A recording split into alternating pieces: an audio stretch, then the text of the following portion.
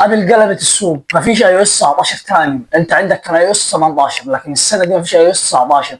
السنه دي هتنزل لك اي او اس 26. قبل قلبت الموازين حرفيا. عندك الاي او اس 26 ده هيكون متوافق مع سنه 2026. عندك 9 شهور كاملين مع الايفون اللي هينزل جديد.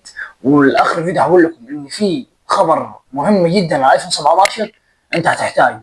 لا مش كده بس، كمان انت هتاخد تصوير احترافي اكتر عشان الايقونات الجديده اللي هتعملها شركه ابل. انت هتاخد حرفيا كاميرا بروفيشنال في تطبيق الكاميرا بتاع ايفون الجديد في اي اس 26. انت عندك ثاني حاجه في تحديث الشكل الجديد للايقونات، الشكل الجديد للكاميرا.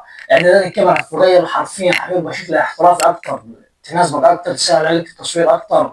انت عندك شكل بالكامل جديد في اي اس 26. عندك تحسين بطاريه بالذكاء الاصطناعي. عندك اشياء جديده خالص. بس كده نقدر نقول على التحديث الجديد. بس ما تنساش ان الايفون 17 ممكن ينزل بايفون 2027 او ايفون 27. لو عايز تعرف تفاصيل اكثر عن الايفون 17 واخبار تهمك عليه او اسمه الجديد اللي هينزل بيه، انزل تابع بسرعه عبد الله رجب، لان هحضر لك الفيديو الجاي ان شاء الله اسم الايفون 17 او انه هينزل بايفون 27 او ايفون 2027. سلام يا رايق. بس ما تنساش تنزل تعمل تابع بسرعه عشان يوصلك